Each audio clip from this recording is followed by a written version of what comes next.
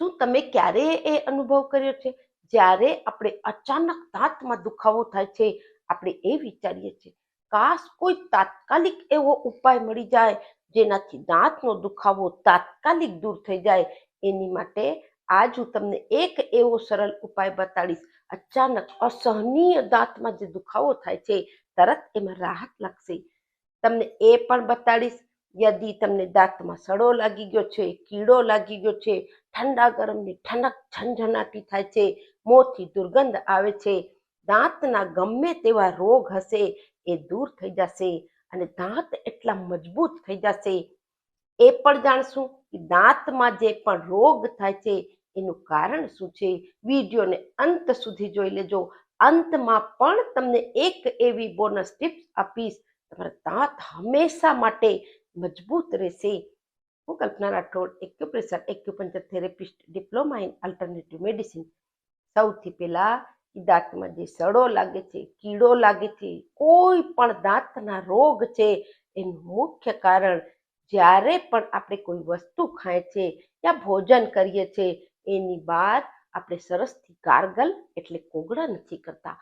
યદિ તમે સરસથી કોગળા કરી લેશો તો જે અન્નકણ દાંતમાં ફસેલા હોય છે એ અન્નકણ નીકળી જશે અને દાંતના રોગ નહીં થાય. કારણ કે જ્યારે અન્નકણ દાંતમાં ફસેલા હોય છે તો આપણે ત્યાં કડે સડો અને કીડો લાગે છે, બેક્ટેરિયા ઉત્પન્ન થાય છે, એના કારણે દાંતના રોગ થાય છે. તો તમે આજથી જ એક એવું નિયમ લઈ લો કે આખો દિવસમાં કાંઈ પણ કોઈ પણ વસ્તુ યદિ તમે ખાઓ છો, તાત્કાલિક ખૂબ સરસ પાણીથી ખૂબ સરસથી ગાર્ગલ કોગળા કરીને થૂકજો. એનાથી દાંતના રોગ નહીં થાય. હવે યદિ દાંતના રોગ થઈ જ ગયા છે તો તમે શું કરો? તો એની માટે તમને દરરોજ થોડું મીઠું લઈ લેજો, સેંધવ મીઠું લેજો. 1/4 સ્પૂન એટલે ચોથાઈ ચમચ, 1 ચમચીનો ચોથો ભાગ એ લઈ એની અંદર 2 ચપટી તમે હળદર નાખી દેજો. 4 થી 5 ટીપા તમે સરસિયાના તેલના એની અંદર નાખી અને રાત્રે સૂતા પહેલા ખૂબ સરસથી દાંતમાં હલકું હલકું હલકું હલકું માલિશ કરી અને પછી ગાર્ગલ કરીને સૂજો. એનાથી દાંતમાં જે અન્નકણ ફસેલા હશે એ નીકળી જશે અને જે સડો કીડો લાગી ગયો છે એ પણ દૂર થઈ જશે. પણ દરરોજ કરવું છે, એમ નહીં કે 1-2 દિવસ કરી લીધું અને કલ્પનાબેન કોઈ રિઝલ્ટ નથી. હવે બીજો ઉપાય તમને એ કરવો છે કે તમે અઠવાડિયામાં 2 થી 3 વાર કડવા લીમડાનું દાંતણ તમે ચાવી ચાવીને કરજો. એનાથી દાંતની એક્સરસાઇઝ થશે અને કડવા લીમડાની અંદર એન્ટીબેક્ટેરિયલ, એન્ટીવાયરલ, એન્ટીફંગલ પ્રોપર્ટી હોય છે. અને યદિ તમે દરરોજ તમને ક્યાંય પણ અઠવાડિયામાં 2-3 વાર પણ કડવા લીમડાની દાંતણી નથી મળતા તો તમે થોડા પાન લઈ આવીને કડવા લીમડાના રાખી લેજો અને પીસી એને પાવડર કરી લેજો. અને એ પાવડરના અંદર અડધી ચમચી કડવા લીમડાના પાનનો પાવડર અને થોડું સેંધવ મીઠું મળાવી અને હલકું હલકું એને દાંતમાં રગડી અને ખૂબ સરસથી પછી કોગળા કરી લેજો. એના પણ તમને સારા રિઝલ્ટ મળશે.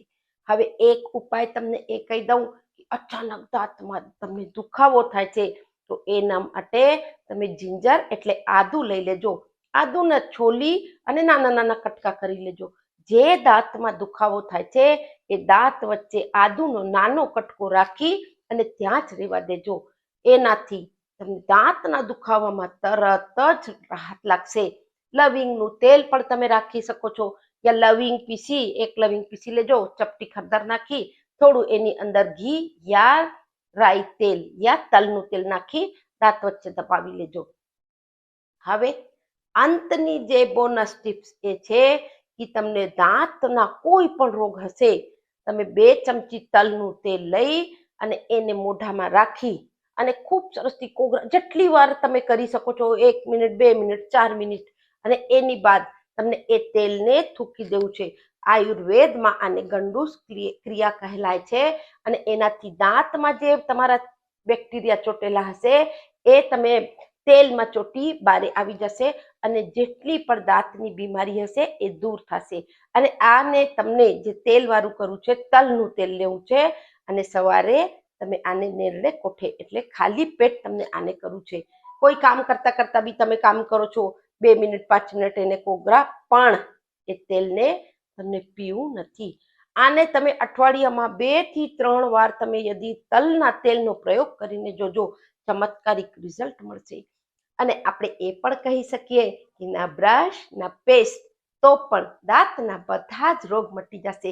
તમે મોંઘા પેસ્ટ વાપરો છો એના કરતાં આના તમને રિઝલ્ટ તમે કરીને જુઓ, ચમત્કારિક મળશે.